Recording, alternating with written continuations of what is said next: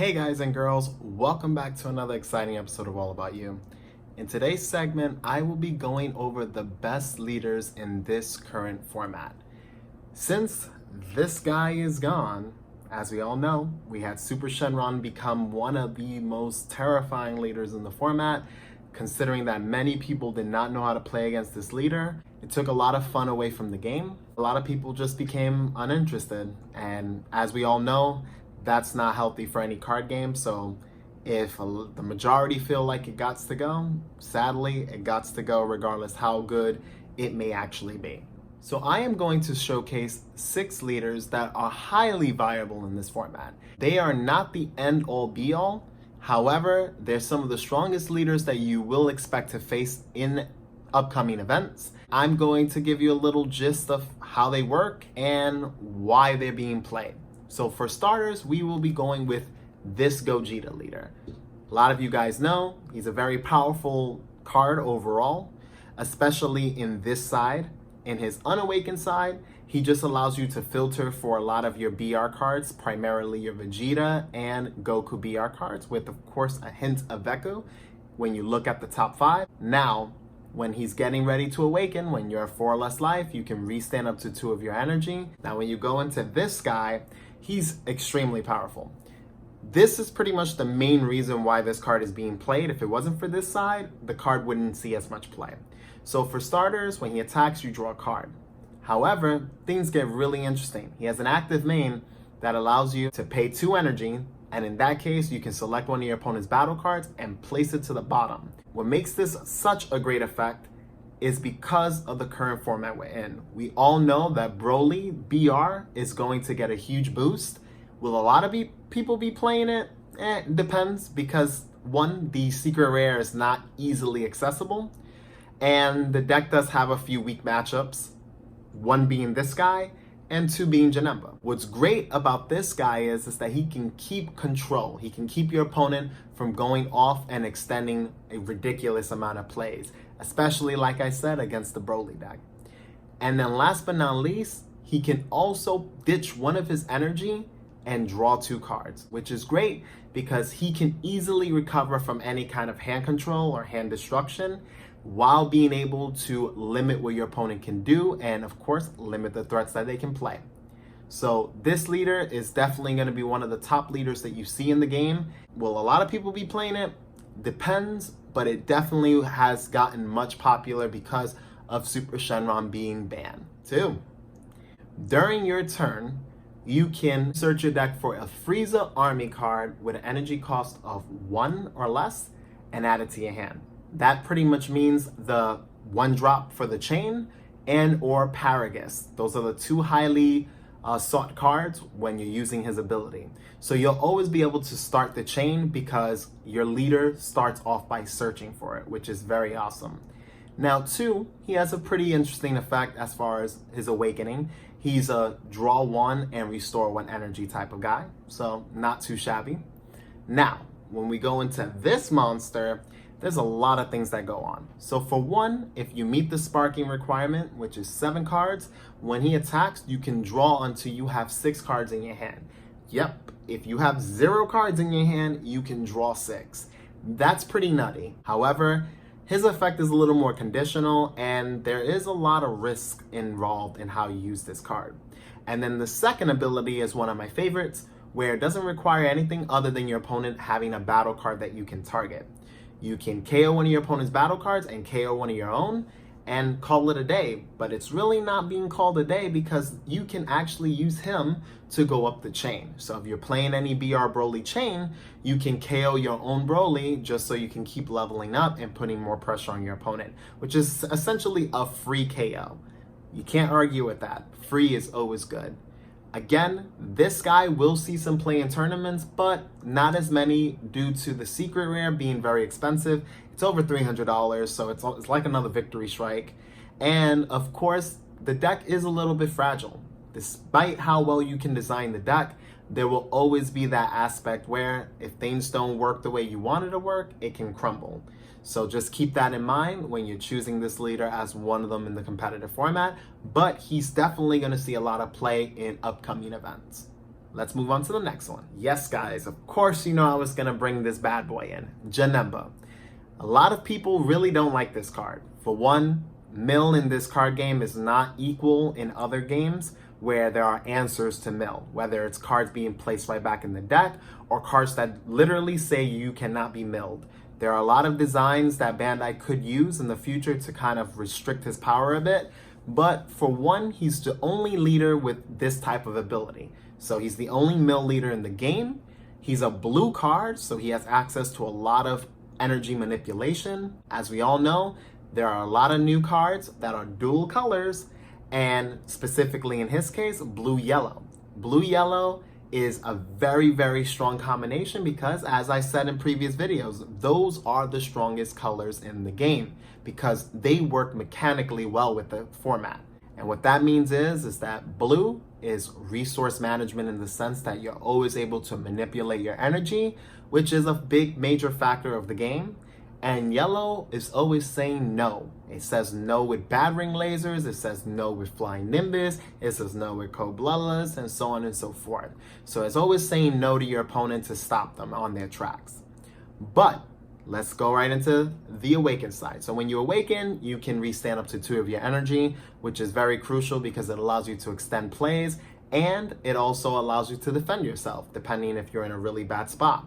Now, when he attacks, you draw a card and your opponent mills 2, which is great. And then last but not least, he has a very rare effect. He can negate one of your opponent's attacks by pitching a card.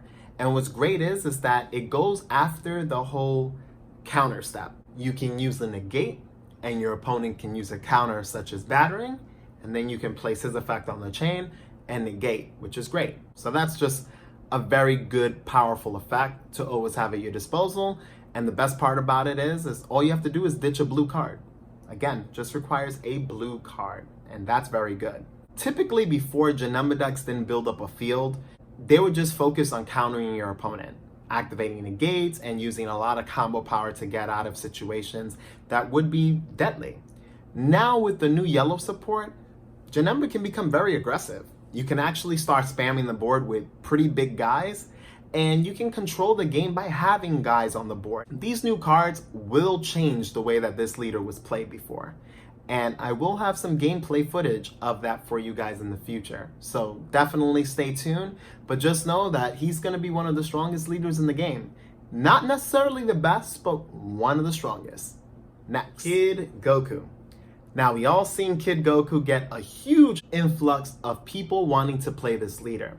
Since it came out, this guy has been one of the most popular leaders in demand, and you always would see a good large amount of him at tournaments.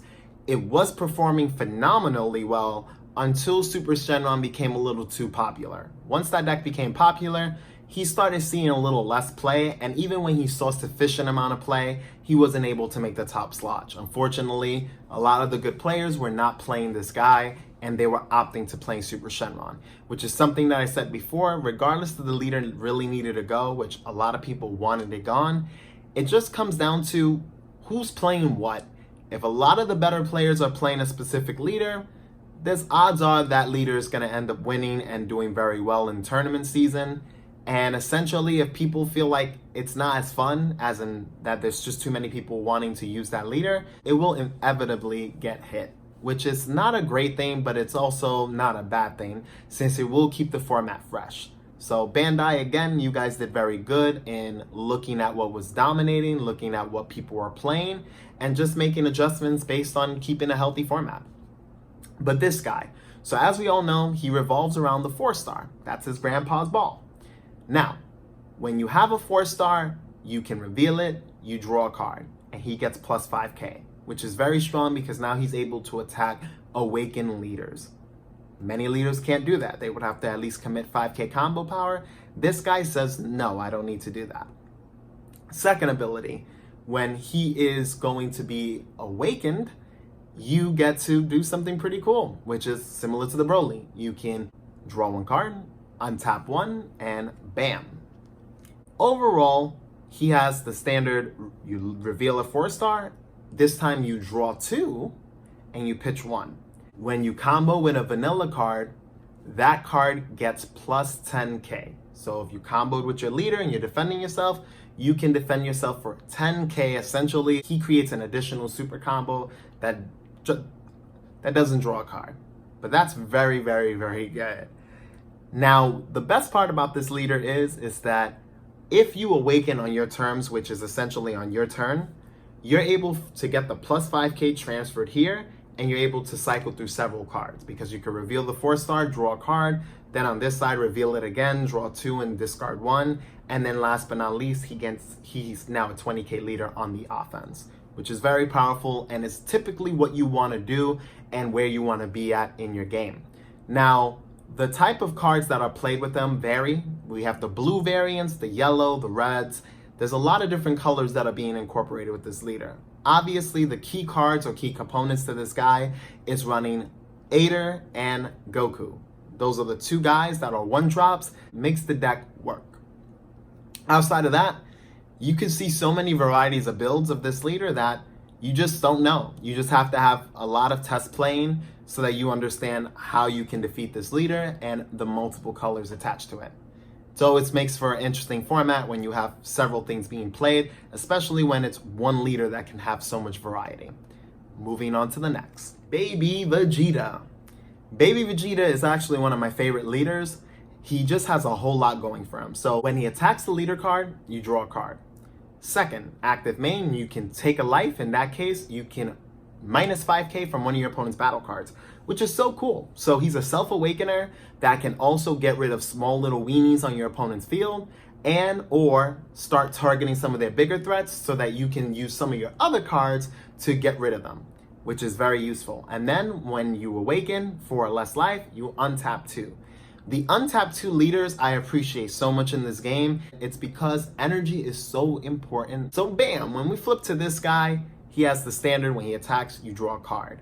Now what's cool about him is that you are able to reduce 15k from one of your own battle cards. In that case, you can give minus 10k up to 2 of your opponent's battle cards, which is ridiculous.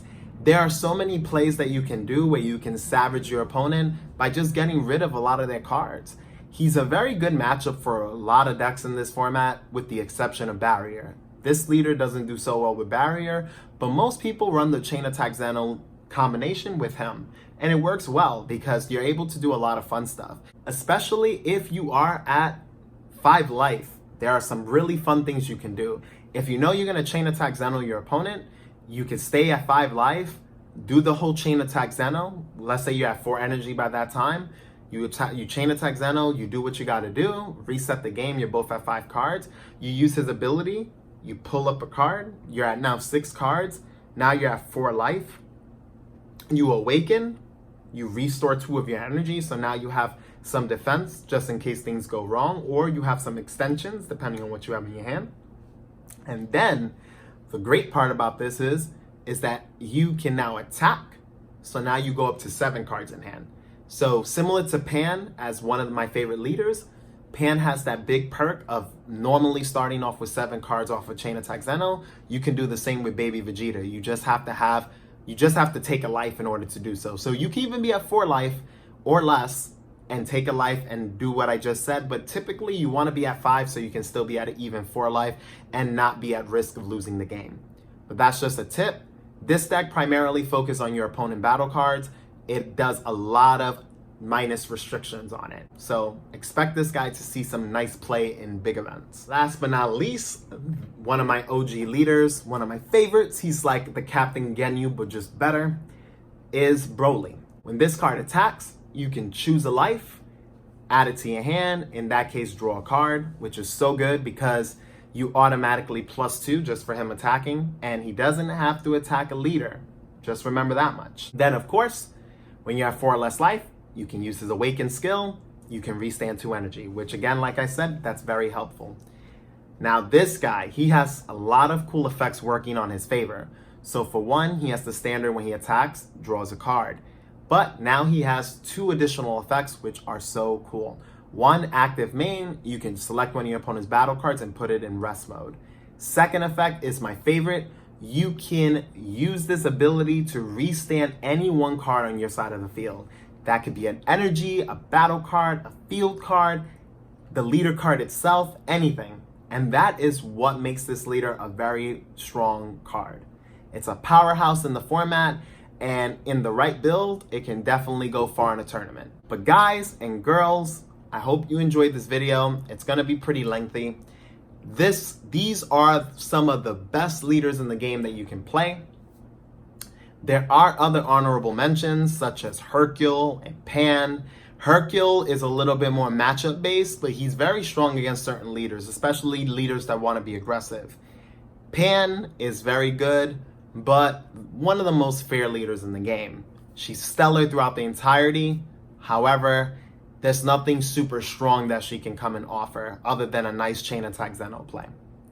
So I hope you enjoyed this video. I went through a lot of important information. It's going to be pretty long because, again, these are the best leaders you can play in today's current format.